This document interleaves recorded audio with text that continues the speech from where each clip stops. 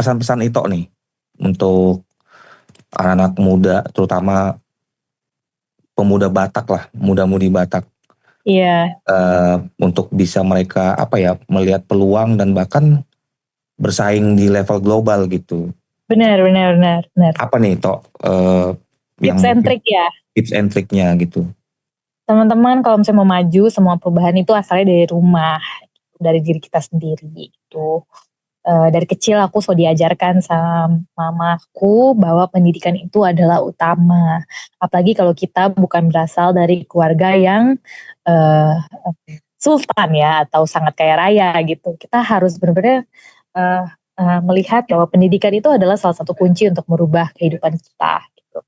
Yang kedua adalah kalau misalnya teman-teman mau go global gitu, mulai dari hal-hal kecil dulu dari tingkat lokal gitu.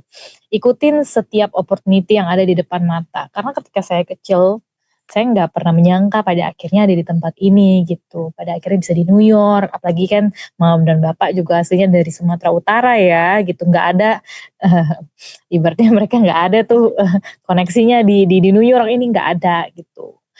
Tapi along the way kecintaan terhadap dunia pendidikan itu terus berjalan teman-teman dari hal kecil, dari SD, SMP, SMA, kuliah, terus kemudian akhirnya sampai S2 di luar negeri. Tapi jalur itu nggak cuma satu, jalur saya kebetulan lewat pendidikan teman-teman.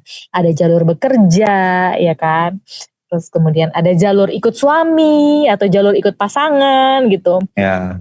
Tujuannya semua sama ya, tujuannya sebenarnya adalah gimana caranya kita bisa ngelihat dunia, terus kita bisa melihat perspektif bahwa dunia ini luas dan banyak yang bisa kita pelajarin, sehingga pada akhirnya ketika kita memutuskan untuk balik ke Indonesia, kita bisa melihat perspektif global tersebut dan mengimplementasinya terhadap Indonesia.